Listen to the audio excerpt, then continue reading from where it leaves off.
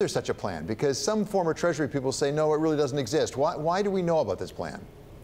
You know, there were transcripts from the Fed released in January of this year at a 5-year lag. The transcripts show what happened on a conference call on August 1st, 2011, where Fed officials were briefed about a plan that the Fed staff and Treasury officials together had put together. It's a contingency plan should the Treasury Department need to prioritize debt payments if the ceiling is breached. So do we have a sense of what the priorities would be under this plan? Who gets paid first? Who might not get paid at all, or get paid less, or get paid later?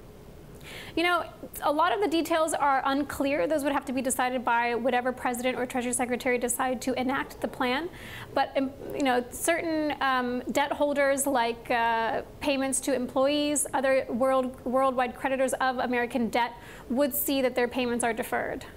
And do we have a sense of what the consequences would be? First of all, would it be clear that this would not be a default if, in fact, there was prioritization? Is it possible that could be construed as a default in and of itself?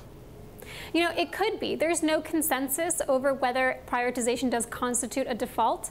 Treasury Secretary Jack Lew, when he was in office, he said that prioritization is basically a default by another name, but at the same time, Fitch disagrees.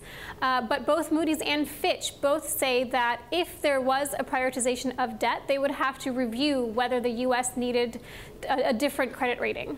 So Saleha, in your piece, you quote one rates expert from Citi, actually, who said that this would be a really bad idea. It's Steve Kang. He is an interest rate strategist at Citigroup, and he says, quote, using prioritization would set up a dangerous precedent. If Treasury goes to it, then people are probably going to bake in another prioritization 2 years, 3 years down the line when the debt ceiling issue comes back. It wouldn't bode too well. So this is interesting. What he's saying, as I understand it, is the markets would adapt and say, okay, if you can do it once, you can do it all the time, so we don't have to worry about it quite so much.